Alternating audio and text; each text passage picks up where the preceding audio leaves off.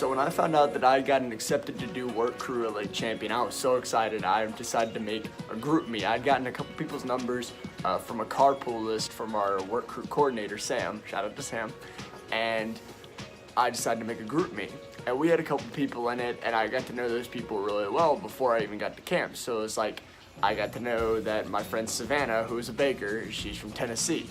And so when we got to camp, it was like, oh, hi, you're Savannah, or whatever. But then there were some people that either got into the group me really late or just weren't in it at all. And it wasn't like you didn't get close to them either just because they weren't in the group me. Like my buddy Clark, he joined the group me like 2 weeks before we even got to Lake Champion. And he turned out to be one of my best friends on work crew. And then we had a dude named Texas, or Ted, or Bill. He never really told us like what his real name is. It's still a giant mystery. But he didn't even know we had a group me. And he was one of the, favorites of everybody on work crew. So whether you make a group me, whether you make any sort of Facebook group or anything like that beforehand, it's not like gonna make or break your month as far as getting close to people. If you wanna make one, great.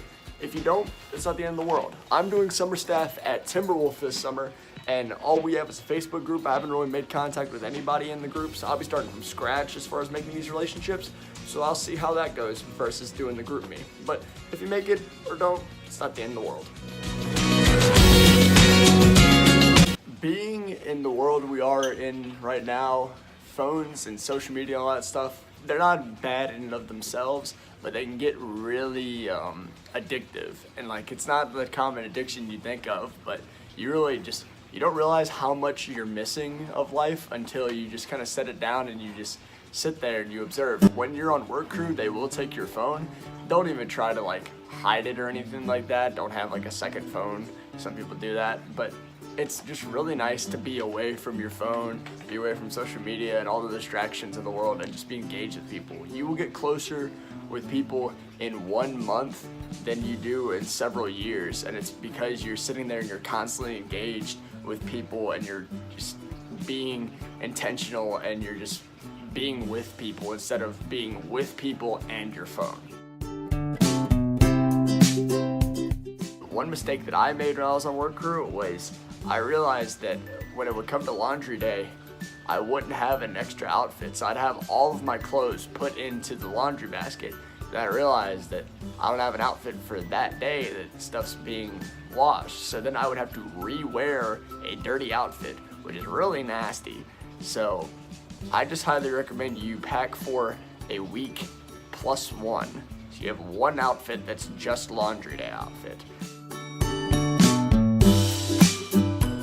Getting a letter or a care package or anything like that while you're doing work crew, summer staff, or you're a Young Life intern, it's just Christmas morning. There's nothing better. It just makes your entire day, and you will want to write letters to those people that sent you stuff. So I highly recommend either bringing stamps or bringing money for stamps so that you could send stuff to those people, because they will be your favorite people, especially when you get back and you get to see them again. You would just give them a big old hug, and it's just like they made such an impact on you literally just by sending you something, because having something tangibly to hold that someone spent time writing, it just means the world when you're on work crew. You're gonna get exhausted, but it's kind of crucial that you wake up in the morning and go to the morning Devo session, because that's when you really grow with people. It's so cool to see many people's different perspectives on a text, and you will love that work crew devotional booklet, because they let us keep ours, which I think everybody lets you keep them, but I reread mine like a month ago, and it was so cool to like relive all that and go through these really applicable, really awesome devotional booklet. So I highly recommend that you wake up, no matter how exhausted you are, and you go to your morning devos. Spiritual warfare is a real and powerful force, and it is in full effect when you're on work crew, because the devil does not want you to have that strong sense of community. Because when you have a strong sense of community, and when you are encouraging one another to really serve, when you are stirring up one another to love and good works, it's agonizing to the devil. So he's going to be attacking you, and he's going to be attacking your vulnerability. When your vulnerability there, when you're on work crew, is your tiredness, your fatigue. He's going to be attacking your homesickness. So conflict is definitely going to arise. Just like with every family, just like with every group of friends, just like every college dorm, conflict eventually arises. It's inevitable. But how you deal with that conflict says everything, and it will affect the trajectory of your entire month. One of the biggest hindrances to your life, your walk with Christ, is comparison. You cannot compare yourselves to others, and you cannot compare experiences. You know, I listen to these pastors all the time. I read books, I listen to podcasts and stuff like that, and I hear all these amazing stories of, like, you know, Billy Graham speaking to entire stadiums and just like hundreds of people getting saved, and that's awesome. And then I'm thinking to myself, like, I've never gotten to preach to like several thousand people and seen like 1,000 people come and get saved, you know, stuff like that. Like that hasn't happened to me yet. Who knows? You never know. But when you're on work crew, you just can't compare experiences either. Week 1, we served the largest group the Lake Champion has ever had. I had 7 blisters on my feet. I was exhausted. I had to go to the nurse every single morning to get my toes wrapped because I was in agonizing pain. The nurse was really nice though, so it was all worth it. But we were just exhausted. I was serving these kids from Sodak, and they were really sweet. And at the very end of it, we go to the say-so, which the say-so, if you've ever been to camp, you know what it is. It's when, in the week, kids that have put their faith and trust in Jesus and have started this relationship with Christ, they stand up and they proclaim that, and it's awesome. If you ever go to a Young Life camp, I just encourage you to just soak that in, because it's awesome. But we got to go watch it as the work crew, and we're all dead tired and stuff like that. And I started making tally marks of the kids like that were standing up, just because I was like curious. And around 90, I started bawling my eyes out, just tears of joy. And oh my goodness, it was the coolest thing. Just even thinking of it now, like, gives me chills. And in total, 156 kids that week got saved, like stood up at the say-so and started their relationship with Christ. And it's awesome. That made us so happy. Everybody's crying. And then week 2, we get an entirely new group of kids. And that week I got Sumter, South Carolina. They gave me their shirt. I love those kids so much. I got to serve them. They were really sweet. I got to know a lot of their names. They're just awesome kids. And so I had a great experience with them too. And I think that one was like 88 kids total, like stood up at the say-so. Even kids that I got to serve at my tables. And that for me was awesome. But I didn't cry that week. I was just really, really happy. And then week 3 rolls around, and I'm serving 2 different areas. I'm serving 4 tables. It's a bigger workload, and I didn't get as close to some of those kids. And, you know, like, I'm really, really happy because I think it was like 70 some kids stood up at the say-so. But even then, it's like, like, I'm not crying at this, you know, like, I'm not crying tears of joy. That week 1, that, I call it the 156 feeling, that was like the biggest bliss I've ever felt in my life. I had never been happier. But I realized after doing work crew that you just can't compare experiences. You know, like, you were called to be faithful in whatever you were given and rejoice always.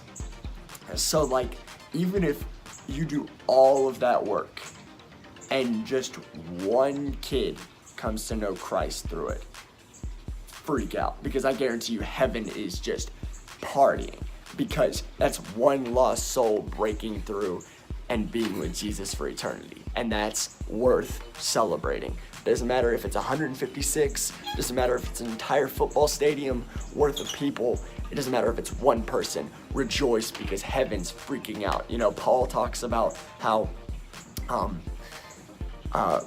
he became all things to all people, that by all means he might save some. And he's not talking about like he can save people. He's just talking about like how like he's presenting the gospel to people and trying to show these people that Jesus is the way and the truth and the life and the light. And like for Paul, it was totally worth it, doing anything that he could that even one person gets saved. Like that was totally worth it for him. And that's what you got to go into it with, is like whether you see 100 kids get saved or you see one kid get saved, rejoice in Christ and just remember that like God has a plan and heaven's freaking out if even one person gets saved. So don't just don't compare the experience of 1 week being a bigger say-so turnout than another week, because God's good all the time, and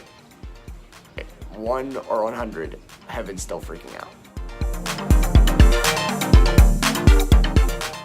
Hebrews 10:24-25 says, "And let us consider how to stir up one another to love and good works, and not neglecting to meet together as is the habit of some, but encouraging one another, and all the more as you see the day drawing near." So that's basically talking about how, it's life, and the devil is just seeking whom he may devour, and he's working in the world, and there's a lot of spiritual warfare out in the world. And there's persecution, you deal with all sorts of stuff in this life. But that passage is talking about how you just gotta encourage one another, that like you are found in Christ, and whatever you're going through,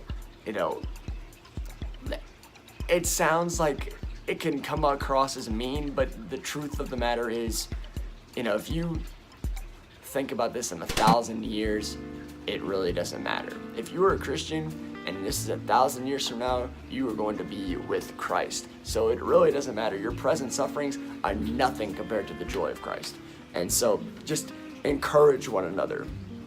Try to stir up one another to love one another, to love campers well, to love one another well, and work well together. That should be one of your main missions with everybody that you meet on work crew and on summer staff and as interns, is just stir up one another to serve well and love one another well. If you want to be blown away by just how awesome God is, sit in a group and just share testimonies with one another.